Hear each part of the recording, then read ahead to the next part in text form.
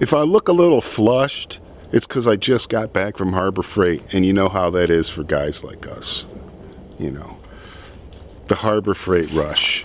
You go in there for one thing, you come out with 3 or 4 other things. You think, I'm going to spend 20 bucks, and you spend 60 bucks or whatever, right? Anyway, guys, it's 2016. I'm hitting the ground running. I've got a bunch of pre-orders to fill for shell preppers and grid boards. So here's my Andaroba and my polycarbonate for that. I'll be getting into that shortly. As you can see, Venus the cat is back, but she ran away because I did something really, really scary, and I'm going to show it to you right now.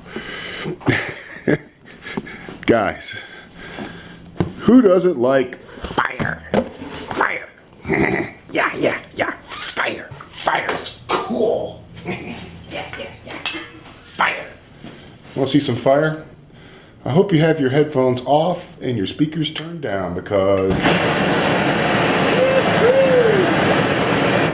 Now you don't have to run at full blast. This 1899 blowtorch is the bomb. But it's very scary, man, because I'm in a wood building with limited, ability to put out the fire that I may start. Anyway, you can turn this up, get it where you want.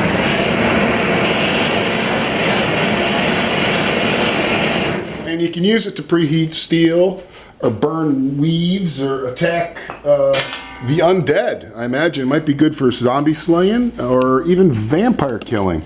Anyway, I also got myself this little temperature gun. This is not from Harbor Freight. Harbor Freight wishes they had this temperature gun. But anyway, I've just been doing some tests here. This is a piece of 1095 sent to me by Diggs Fossils and Knives. And you're like, what the hell is Diggs Fossils and Knives sending Mountain Storm stuff for? Well, because I said I would help him out with a welding task. So he's got this really cool profile here that he's whittled out of a piece of 1095. This is a typical wonderful Diggs aesthetic right here. I love it. It's a Japanese pole arm. It's going to be mounted to a little pipe section. Then he's going to put a shaft on it, wood haft, wood handle, right?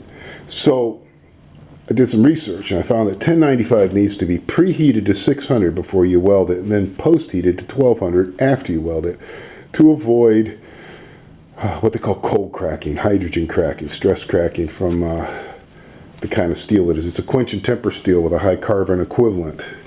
Now he's got some little pieces here, but the thing is, these would be deceptive. I may be able to heat these up to the point where they start to drip on the floor, but it doesn't mean I'm going to be able to heat a big chunk like that. So I asked him if he could just send me another piece. Well, he wouldn't not only just send it to me, he also notched it and everything so I could do my test welds and everything. So the idea is that I'll heat this piece up to 600, the test piece first, obviously. And I'll bring it over here and I'll drop it in my little fixture here. And then I'll TIG weld it. And then I'll bring it back over here and I'll clamp it up and I'll blaze onto it until it gets up to about 1200. Now, so far, I haven't had patience to get past 950 degrees Fahrenheit with this thing. And what I found very interesting is that down here, we're looking at, room temperature. And then up here, enough to hurt you.